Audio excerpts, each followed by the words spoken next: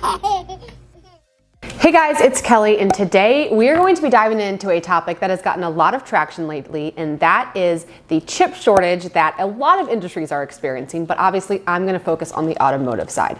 There are definitely some things to know if you are currently car shopping or you think you will be car shopping, and how to navigate this almost post-COVID world where inventory is low. If this is your first time joining me, hey, I'm Kelly and I'm the Car Mom. I review cars for moms and for families, but I also give car buying tips and tricks as someone whose family has been in the car business since 1957. I've been selling cars since 2016, and I'm a mom of two. So we kind of do it all on this channel. We're happy you're here, and you should definitely subscribe and hit that like button. That like button is really gonna help my channel grow so we can spread this information with more people. Okay, so let's dive into the chip shortage. So, as I'm sure you're aware, 2020 brought on the coronavirus pandemic, which rocked a lot of industries. Automotive was no exception. When everything first happened, everyone got really nervous, and a lot of these manufacturers had to halt production, whether that was to close the factory or they didn't think they would sell as many cars, so they had to just slow down the production of the cars. Fast forward to present day, things are opening back up, people are going back to work, people are getting stimulus money, and people are ready to go buy a car. Unfortunately, we do not have the inventory right now. We don't have the inventory because the manufacturers cannot build the cars quickly enough. There's a lot of parts that go into building a car. Microchips are one of them. Those same microchips that the car manufacturers are missing are the same microchips that go in tablets, iPhones, computers. I mean, so much different technology. These cars are built with so much amazing crash prevention technology features, which require a lot of microchips. In fact, the average car has about 1,400 to 3,000 microchips per vehicle. So it's not like one chip per car situation. There is a lot of microchips that are needed to build these cars. So now that everybody is wanting these chips again, the microchip companies cannot keep up with the demand. And unfortunately, they are prioritizing some of the bigger names in tech, like the cell phone companies. These poor car brands don't have the connections, they don't have the money, and they don't have the relationships to get prioritized. So what does all this mean? It means we don't have a lot of new cars being built. And you're like, no big deal, Kelly, I'm in the used car market. Well, when there's not a lot of new cars, that means there's not as many used cars. Now, every brand is affected a little bit differently because obviously all of these different brands have made different business decisions. So this article from Automotive News just came out last week, and it says the microchip crisis takes the big toll on American brands. In fact, of all the North American models that have been affected by the chip-related changes, domestics have accounted for the top 10, meaning GM, Chrysler, and Ford have been the most affected.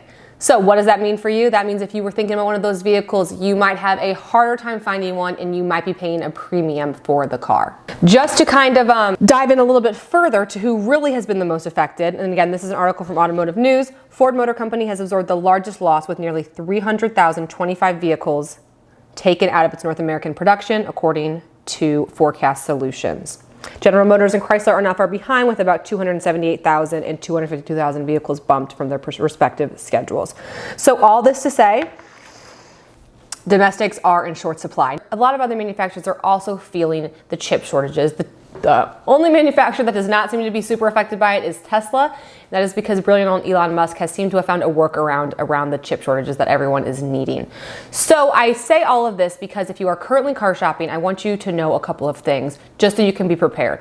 First things first, new car inventory is scarce. If you drive by any dealership, you may notice that cars are parked diagonally or they're parked completely sideways. And this is all an effort to make our lots look more full. Our lots are not full. We need cars. So what do dealerships do when they don't have enough new cars?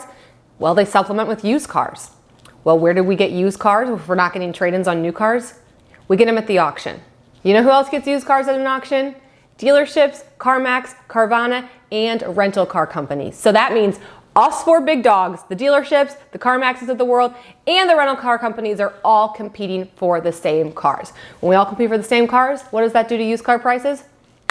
They go up. What does that mean for you?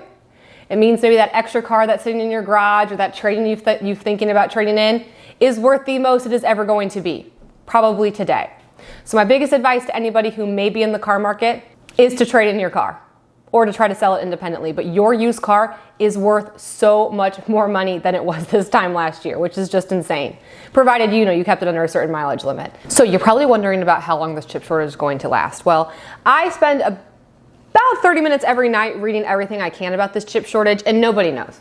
No one knows. I would say, in my personal opinion, I think that we will be dealing with the after effects of this chip shortage well into 2022. So if you are thinking you're going to be in the car market anytime between now and, let's say, summer of 2022, I would act quickly if you can. I worry that it's going to get worse before it gets better.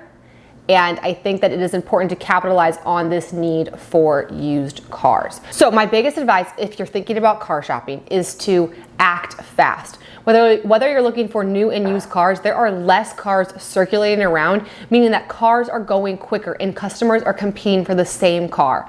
So if you get to the dealership on a Saturday, test drive a Toyota Highlander, fall in love, but think you want to think about it until Wednesday, it's not going to be there on Wednesday. So it is important to come to the dealership ready to make a decision, in my opinion. Another thing to remember is that if you are going on vacation this summer, fun for you, but that rental car prices are high, and I mean super high. So make sure you get a quote from a rental car company prior to going on vacation so you can make sure you budget accordingly, because they are absolutely ridiculous to rent, especially the SUVs.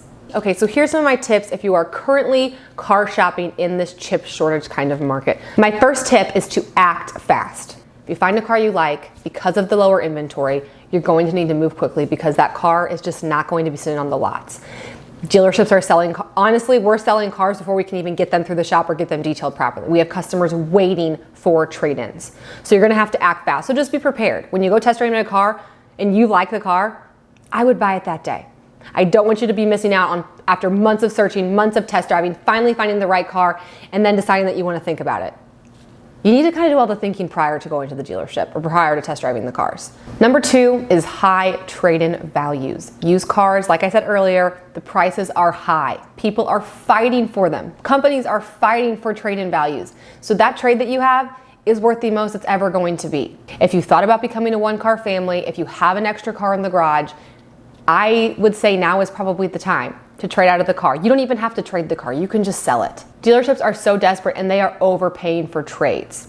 Now, because your trade is going to be worth so much, I would definitely get a couple prices if you want. See what Carvana will give you. See what CarMax will get you. Take it to the dealership and use those numbers to your benefit. They need cars, and if they can pay for it, they will. And the third thing I want you to know about car shopping is that there is less negotiating happening. Dealerships are truly putting their best foot forward on the internet to try to attract buyers.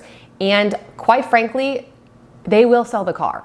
So you going into a dealership and offering $2,000 less, they're not going to take it because they know that they will sell that car because the inventory is so low. So just something to consider. I don't see dealerships, except for certain makes and models, they're not charging thousands of dollars over what the car is worth, but the prices are fair and they're not really negotiating on them. So just something to know. Worry about finding the right deal. Don't worry about getting a discount at the dealership because I don't really see as much discounts happening at the dealership. Thank you guys so much for watching, and let me know if you have experienced any repercussions of this global chip shortage. Are you currently car shopping? Did you just buy a car? I would love to hear a little bit more about your experience. And if you have any questions, I will do my best to answer. It's ever changing. So, I'm filming this video on May 25th, but I don't know where we're going to be at June 25th. Hopefully better. Don't think so. And again, just to reiterate my biggest advice, if you find a car you like, don't sleep on it. Thank you so much for watching, and I'll see you next time.